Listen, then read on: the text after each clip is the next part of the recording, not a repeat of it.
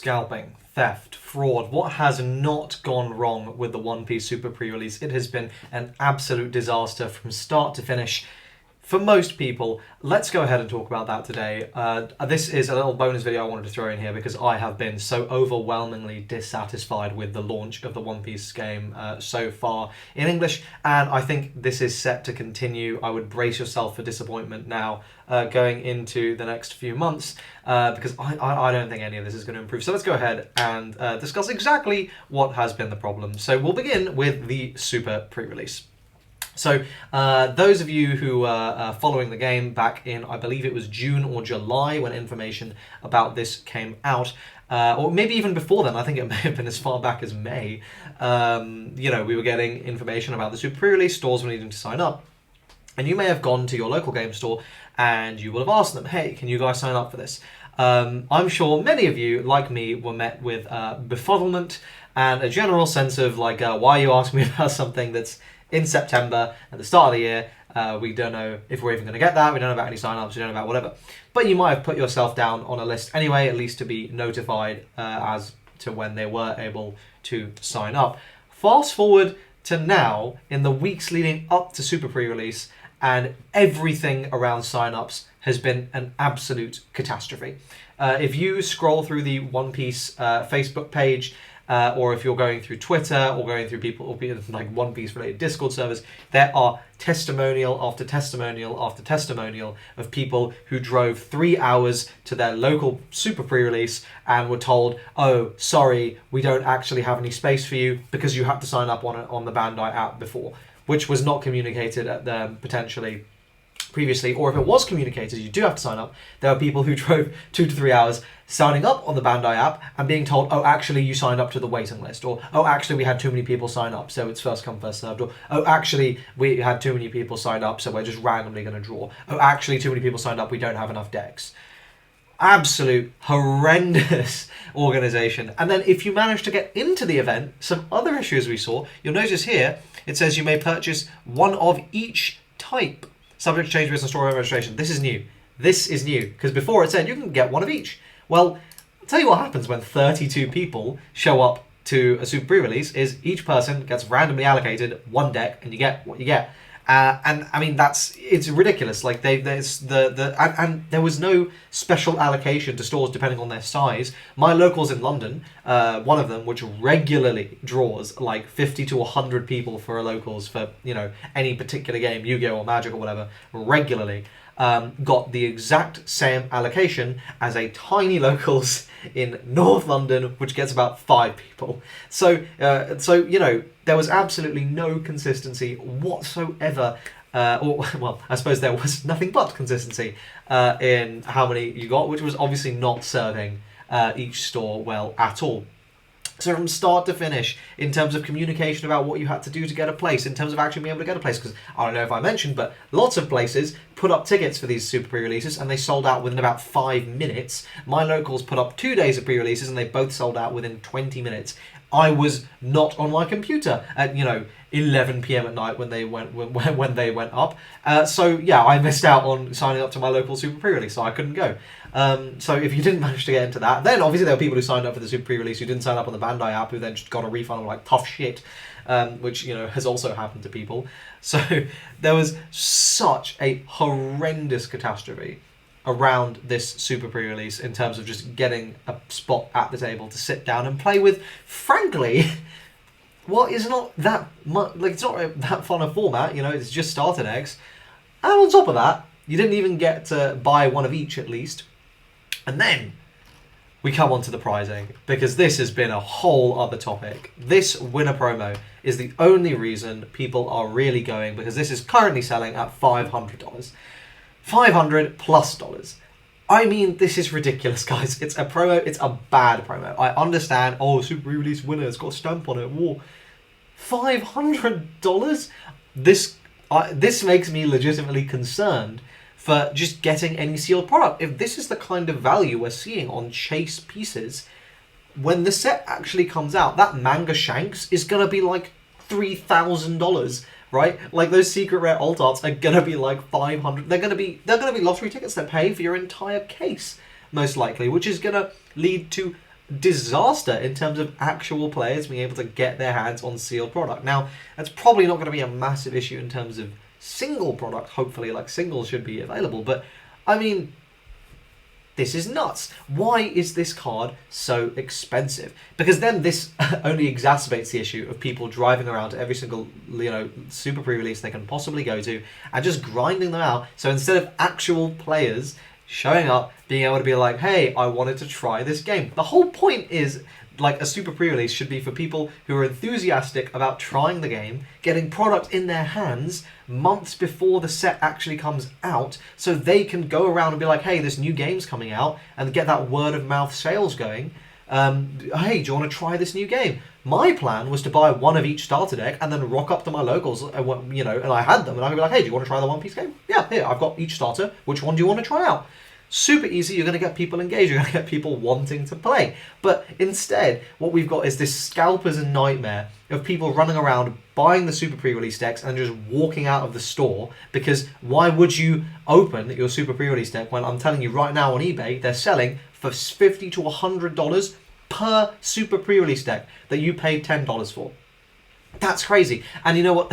and this leads me on to the third part that has been so disastrous about this, and that's what some stores are doing right now. Listen, credit where it's due, at least to the stores I've been in contact with, at least to my local stores or the store owners I contacted to try and get just one super pre-release deck, like just to play with me personally, just to have. I just want one of the crocodile ones or one of the kid ones. There's the only two I want. I just want one of them. I'll be happy. All right. They credit to those guys. They were actually running the events for the local players who showed up. They were getting way too many people. They sold one deck per person. It's fine, no issues there. What I have been getting reports of are stores running a super pre-release for 8 people, not selling any of the additional 24 starter decks they will have been shipped. Instead, then selling those starter decks separately for, get this, I've heard of stores selling them for $40 a piece, $50 a piece.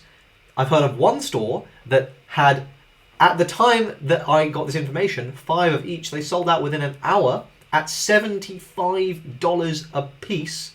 Okay, I've heard of some stores running the super pre-release without any prize support. Hey, the prize support is the starter decks you get to play. That $500 promo card. No, we never got that. It didn't come with. I don't know what you're talking about. I've heard of all sorts of absolute shenanigans. I've heard of stores ordering the super pre-release and just not running it. Just being like, yeah, we never got it from Bandai, so they can flip stuff on the secondary market, or just flip it in the store, being like, no, we're not running that. But we've got the product if you want to buy it. $50 starter deck if you want to buy it. I understand stores are hurting. I get it. I know it's tough, but this is not how this is how you get your locals to go elsewhere, to literally go to any other store in the area. Like, it's crazy the stuff I've been seeing around the super pre-release, and it has been such a disaster. What can they do to fix this? I don't think they can fix the super pre-release now, but I just think, it's sad because the Digimon super pre-release, I mean, to be fair, it was worse. So this is better because the Digimon super pre-release, they tried to release the actual set. They released Digimon Set 1, which was, or Set 1.5 or whatever, which was a combination of the first 3 sets in a certain ratio. And they early released it, like 2 months before general release. So as you can imagine, that was a complete disaster. Scalping prices out the wazoo. Everything was, like you couldn't get anything to nothing.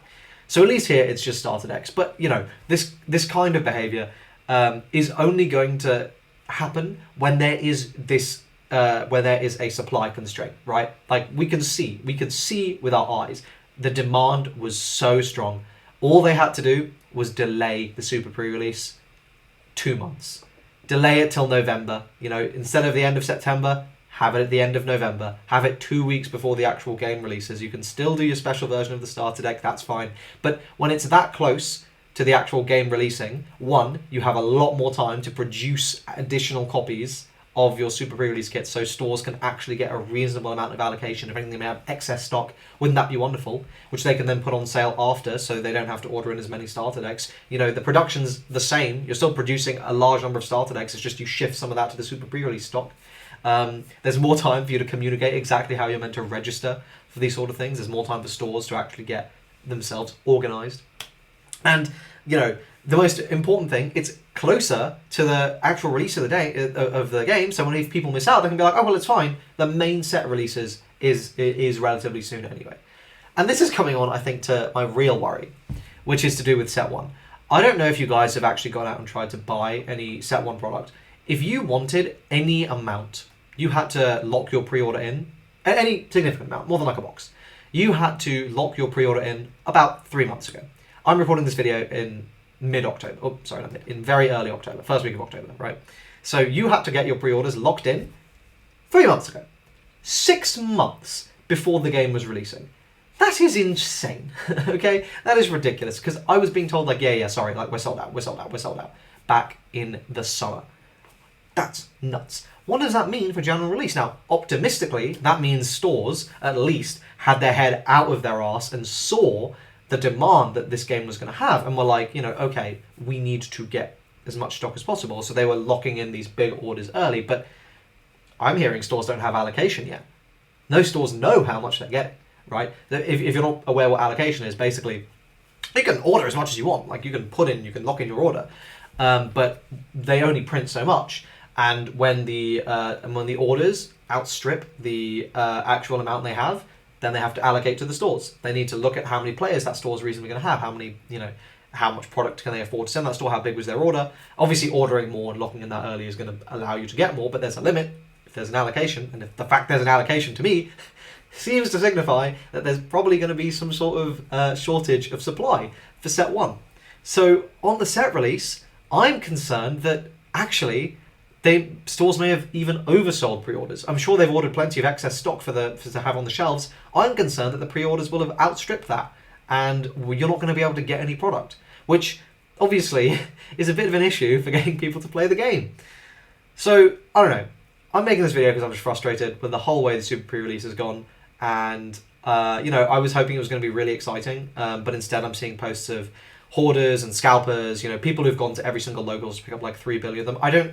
I understand you may have had really good intentions for going and like picking up lots of starter decks, and if you are 100% certain that you stopped scalpers getting it, then that's fine. But if you're not 100% certain that you buying that starter deck stopped a scalper getting it, I think that's kind of a dick move. I think maybe you should have just not been driving around to like 4,000 different stores and like buying as many starter decks as you can, because maybe some people in the area would have liked to have played, right? I think Bandai's absolutely fucked this. As much as I can put the blame on people for being greedy or stores for being greedy, at the end of the day, the incentive for being greedy would not exist if Bandai just had way more of these out there. Fundamentally, price is a function of supply and demand. So if there was more supply, there would be to meet that demand, the price would go down. So yeah, I think it sucks what's happening. I'm really hoping this isn't going to continue with the main set release. I'm concerned if I'm even going to be able to get any set one product to open for the channel, to open for myself. Fuck the channel, to open for myself just for fun. At the moment, I'm looking at locking in my set 2 pre-order now in October of 2022. The release date for that, by the way, is March 10th, 2023. I'm not sure if that's been publicised yet, but we know the release date. So I'll be mentioning that in either the previous video or on the next video whenever you see this. So I'm currently looking at 6 months in advance, 5 months in advance, locking in my pre-order for set 2, just so I can get some products. So isn't that fun? Thanks for watching this video. I appreciate it was very ranty, so I'm just throwing it in there. It's not going to be one of my usual uploads. Let me know what you think in the comment section down below. Please subscribe for more One Piece content, but I also make videos on Gate Ruler, Lorcana, and Battle Spirits. So I hope you're looking forward to those in the new year. More Gate Ruler right now, but in the new year we'll be getting lots more stuff on the others. So yeah, thanks for watching, and I'll see you guys in the next video.